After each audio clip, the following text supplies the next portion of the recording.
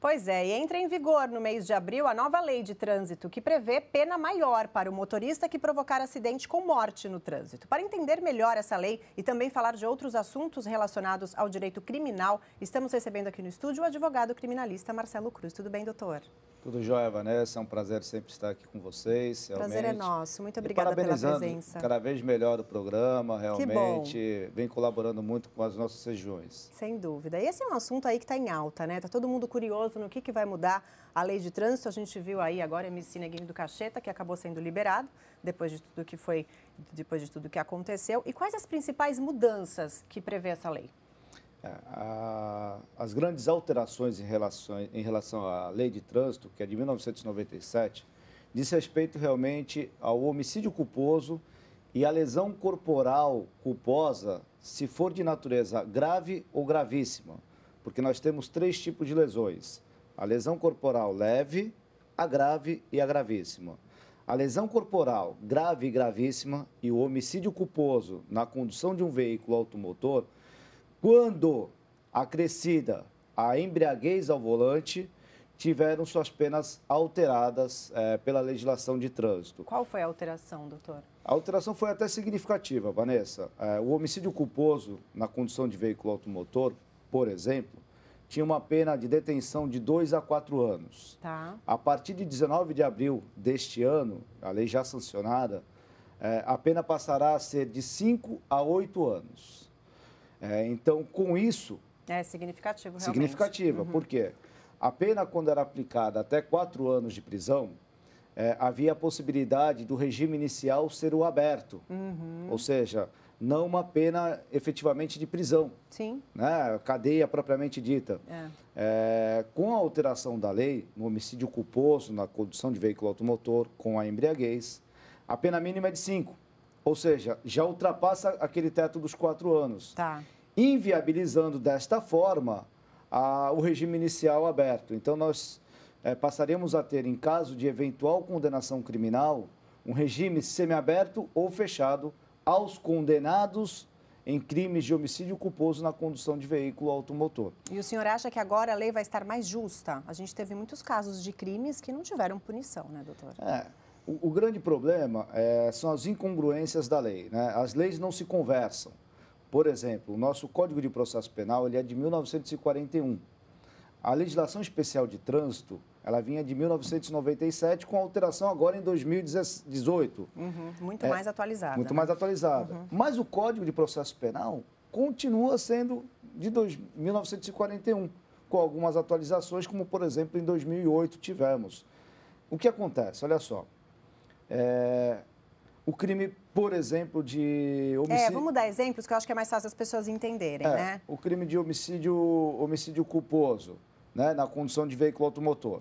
Agora, sua pena passará a ser de 5 a 8 anos. Culposo quando não há intenção. Não há intenção de matar.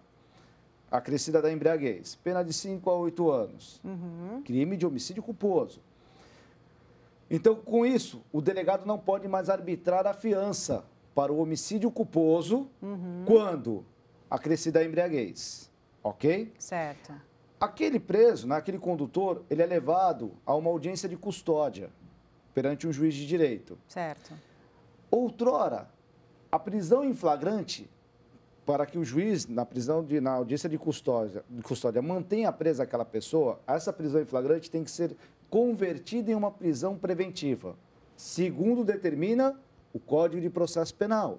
Entendi. Acontece que o Código de Processo Penal, olha só, Vanessa, diz que a prisão preventiva dar-se-á para os crimes cujas penas máximas sejam superior a 4 anos, é o caso, Sim. 8, mas crimes dolosos, ou seja, não culposos. Exatamente. Então ficou agora uma incongruência, porque o crime é culposo, tem sua pena superior a 4, máxima, ok? Mas o crime é culposo, não é doloso. A gente estava até conversando aqui antes de entrar no ar, então, que vai ser um pouco menor, inclusive, a pena de quem tem a intenção. De quem tem a intenção. porque então acaba tendo essas incongruências. O que é muito, e é salutar realmente destacar aqui a todos, porque vem se discutindo em redes sociais, já recebi diversos e-mails de alunos solicitando esclarecimentos, é que o crime autônomo da embriaguez ao volante, no caso aí do funkeiro, do cacheta, por exemplo, não teve sua pena aumentada, não teve alteração na nova legislação. Certo. Ok? Então, o crime autônomo, aquele da embriaguez ao volante, continua previsto no artigo 306 e continua com as mesmas penas. As penas não foram alteradas, continuam as mesmas. Entendi. De 6 meses a 3 anos de detenção. Então, realmente, as incongruências, as leis não se conversam. Não se conversam. Essa é a grande falha da nossa legislação brasileira, né? Pois é, e falhas que acabam aí surtindo esse efeito que a gente vai ver agora, alguns casos de crimes no trânsito. Vamos ver. O Brasil é o 5º país do mundo em mortes no trânsito e a cada estatística um dado preocupante. De acordo com o Observatório Nacional de Segurança Viária, são cerca de 47 mil mortes por ano no país e aproximadamente 400 mil pessoas que ficam com sequelas. O custo dessa imprudência pode chegar a 56 bilhões de reais ao país. Mas por trás de cada número existe uma história, uma família, uma dor e, na maioria das vezes, a sensação de impunidade. Aqui no VTV da Gente, infelizmente, nós mostramos muitos acidentes de trânsito que terminaram em mortes. Em Limeira, 2 ciclistas morreram depois de serem atingidos por um carro. O motorista não tinha habilitação e estava bêbado.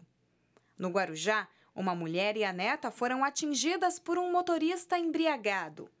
Em Arthur Nogueira, uma mulher de 47 anos perdeu o controle do veículo e invadiu uma chácara.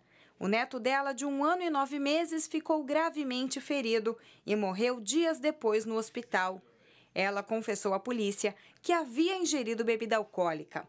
Em Hortolândia, um outro acidente, causado por um motorista supostamente embriagado, matou uma mulher grávida e o filho.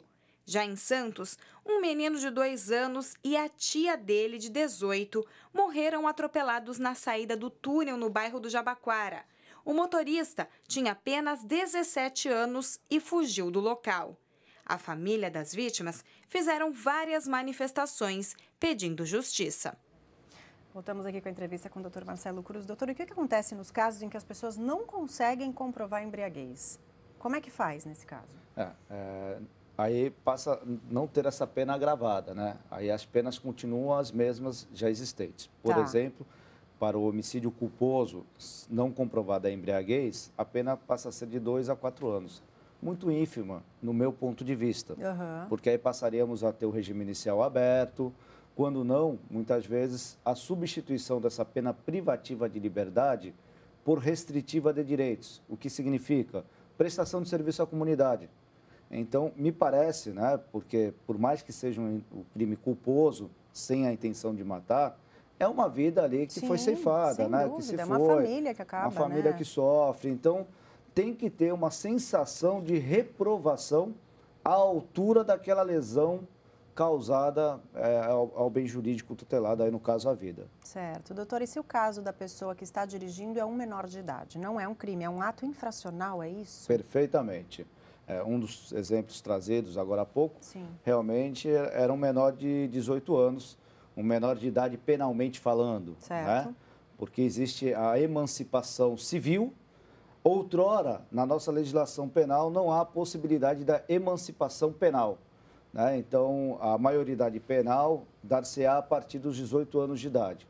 Neste caso, né, deixa de ser um ato criminoso e passa a ser um ato infracional, previsto no Estatuto da Criança e do Adolescente. A pessoa volta para casa. É muito frágil. Para você ter uma ideia, Vanessa, em caso de um crime mais bárbaro possível, o adolescente, a legislação prevê que o adolescente não pode ficar internado por mais de 3 anos. Então, seria assim, a pena maior seria uma internação máxima de 3 anos. E muitas vezes, crimes bárbaros são cometidos, não culposamente, mas dolosamente, por infratores menores de idade. E os pais responsáveis não podem responder por esse crime? Não há essa extensão da responsabilidade que nós chamamos objetiva no direito penal, né? É só subjetiva, não passa da pessoa do seu autor ou daquele, obviamente, que de alguma forma colabora. Se, por exemplo, entregar a arma para o filho menor matar alguém, sim, aí se tiver obviamente, alguma culpa na história, alguma ligação né? mais direta no crime. O senhor acha que é falha essa justiça com os menores de idade? Com toda certeza, Vanessa. E os números dizem isso por si só, né? Os números já dizem isso por si só. Uma legislação sem uma punição eficaz, né? Por mais que os magistrados, os membros do Ministério Público tentem agir com rigor, tentem realmente, com toda a sua habilidade, concluir de forma serena um processo dessa natureza, a legislação realmente, por si só, ela é falha demais. Tá, doutor, queria mudar um pouquinho de assunto, mas ainda falando do direito criminal, o senhor é advogado da Danúbia Rangel, né, sua cliente, que é mulher do NEM, o traficante da Rocinha. E no caso dela, queria usar como exemplo para a gente entender melhor. Ela tá presa há 3 meses, pegou 28 anos e ela queria reduzir essa pena. Para isso, ela gostaria de trocar por trabalho. Isso é possível para qualquer presidiário? Como é que funciona? Tá certo, Vanessa. Eu fui contratado realmente para esse caso do Rio de Janeiro quando já havia uma sentença condenatória a essa moça de 28 anos de prisão. Isso. Aí fui chamado para examinar o processo e no estudo do processo acabei me interessando pelas falhas processuais que existem dentro daquele processo.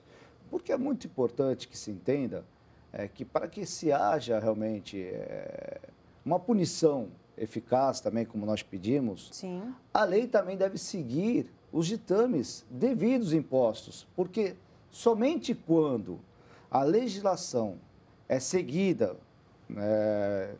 arrisca, né? arrisca e com todos os seus cuidados, nós, homens de bem e do bem, podemos dormir também tranquilo. Uhum. Porque quando há irregularidade para A, também pode haver uma irregularidade a B. Sim. E aí realmente nós passaremos a ter, então, uma vida sem aquela paz, aquela tranquilidade devida. Sim. E me interessou realmente o caso pelas irregularidades que quando foi me trazido o processo, já de pronto notei, já nas interceptações telefônicas e por aí afora. Mas em relação ao tema, até o seu questionamento dos dias trabalhados, foi muito interessante, porque em uma das visitas que eu tive no presídio com a Danúbia... Ela está em Minas Gerais, né, doutor? Não, ela está no Rio de Janeiro. No Rio de Janeiro ela está mesmo. atualmente em Bangu, no complexo de Bangu, no Rio de Janeiro, mas nós solicitamos a transferência dela a um presídio do Rio de Janeiro mesmo, que tem mais condições de trabalho. Por quê? A lei de execução penal prevê o seguinte: para cada 3 dias que o preso exercer um trabalho dentro de um presídio, ele terá um dia abatido da sua pena. Certo. Então, isso é bem interessante porque o preso acaba produzindo, acaba tendo rendimento e acaba, em contrapartida, sendo favorecido com um dia a menos a cada 3 dias trabalhado. Certo. Chama-se no direito de remissão da pena. Então, ele tem a sua pena remida a cada 3 dias que ele trabalha e também a possibilidade do estudo, ou a cada 3 dias que ele estuda dentro do estabelecimento prisional. Isso já existe em qualquer situação? Em qualquer situação, a qualquer preso condenado. Tá, e por que no caso dela isso está tendo que ser solicitado? Porque não tem trabalho para todo mundo. Ela tem que ser transferida de presídio. É isso que o senhor está tentando fazer. Justamente, porque é um presídio com mais condições de trabalho. E assim, um preso hoje, ele é muito oneroso ao estado da administração. Um preso num presídio comum, desses estaduais, custa em torno, Vanessa, de R$ 1.500 a R$ 2.000 por preso. Sim. Se for um presídio federal, como nós temos aí em Porto Velho, no Mato Grosso, Paraná, esse valor já passa a quase R$ 3.500 por preso. Então, obviamente, nós temos 600 mil presos aproximadamente no Brasil. Eu não sou muito bom de matemática, mas você aí com a sua calculadora deve estar fazendo a conta. R$ 2.000, uma média por preso, a 600 mil presos, quanto que não custa isso ao nosso estado de administração? Pois é. Entendo eu que o preso tem que se autocustear. Sim. Ele tem que produzir, ter um rendimento... Para bancar pelo menos uma parte desse que ele custo, custa. do quanto ele custa para o Estado. E, em contrapartida, ele tem 3 dias, tem um dia batido a cada 3 dias que ele trabalha. Então, isso a sociedade quer. A sociedade não quer eles amultuados também lá, trancados e combinando, às vezes, outros crimes dentro de presídios. A sociedade quer também ver aquele detento trabalhando, produzindo. Lógico, não ali na vida boa, né? Que não deixa de ser. Tem cama, tem comida, tem banho, tudo à disposição. E esta é realmente a orientação dada pela defesa da Danúbia, por nós, para que ela possa produzir, para que ela possa trabalhar. E ela, com isso, segundo reza a lei de execução penal, terá um dia batido a cada 3 dias que ela conseguir trabalhar no sistema prisional. Em que pé que está essa solicitação, doutor? Já foi deferido. Deferimento significa, foi concordado pelo juiz da execução criminal do Rio de Janeiro e agora a Secretaria de Administração Penitenciária só está aguardando agora a devida remoção para que ela possa ser transferida e iniciar esse trabalho. E Bangu não teria condições de trabalho por ser presídio feminino ou porque realmente lá não tem condições de trabalho? Não, Vanessa, tem. Onde ela se encontra até tem trabalho, mas muito pouco perto do número de presas. Entendi. Então, assim, não suporta, né? Há um déficit muito grande. Muita falha ainda. Muita falha, é um déficit muito grande. E esse é um ponto que eu acho que o governo como um todo tinha que pensar e alterar, porque é isso que tem que acontecer. Eu cheguei uma vez nos Estados Unidos com a minha irmã que mora lá e vi um monte de gente na beira da estrada, eles estavam ampliando uma rodovia, uma autopista, e minha irmã falou que lá são presos trabalhando para o governo. Sim, exatamente. Então a população sente e vê, ela está lá trabalhando, está tendo um rendimento, porque com isso os encargos são menores aos empresários, ele é favorecido, a sociedade vê que ele está trabalhando, está custando menos à sociedade. É bom para todos está os se lados, bancando. né? Esse é o caminho. Tem Tá que certo. produzir, tem que ocupar o tempo com coisas melhores. Tá certo. Doutor, antes de encerrar, eu queria que o senhor deixasse uma mensagem, uma palavrinha, que muita gente ainda discrimina a profissão do advogado criminalista, né? Verdade. Acha que bandido não tem direito à defesa, só que não. Todas as pessoas têm direito à defesa, não é isso? Esse é um questionamento que realmente eu recebo com frequência, Vanessa, porque existe, muitas vezes, uma mistura, né? Quando você fala no advogado criminalista, às vezes você já pensa num criminoso, ou muitas vezes, quando você vê uma pessoa sentada no banco dos céus, você já associa a palavra criminosa àquela pessoa. Sim. E nem sempre aquela pessoa que está respondendo a um processo criminal, efetivamente, é o autor de um crime. Pelas estatísticas, se vocês levantarem, inúmeros réus são absolvidos ou por insuficiência de provas ou por não terem efetivamente cometido aqueles crimes. Então, para a segurança da própria justiça, é imprescindível a presença do advogado criminalista para assegurar não só os direitos daquele preso, mas para assegurar o devido cumprimento da nossa legislação penal. Né? Então, com uma pena justa, com o cumprimento da regulamentação processual. Para ser colocada a pena, penal, né? A justiça em prática, como ela deve realmente ser feita. Então, é imprescindível a presença do advogado criminalista dentro de uma ação penal. Obviamente, é importante que o profissional, para um jovem que queira ingressar nessa carreira, saiba também até onde vai o limite do exercício da sua profissão, né? Porque muitos, lamentavelmente, acabam avançando a linha Sim. que separa o seu mistério, a sua missão, que é árdua, é sagrada, e acaba avançando para um outro lado, que Sem aí não é dúvida. devido, aí não é legal. Né? Outra situação, né? Bom, doutor, muito obrigada pela sua entrevista, agradeço a sua presença, conversei com o advogado criminalista, doutor Marcelo Cruz. Foi um prazer, Vanessa, e realmente parabéns pelas informações que vocês vêm levando a toda a nossa sociedade. Obrigada, boa tarde para o senhor. Obrigado.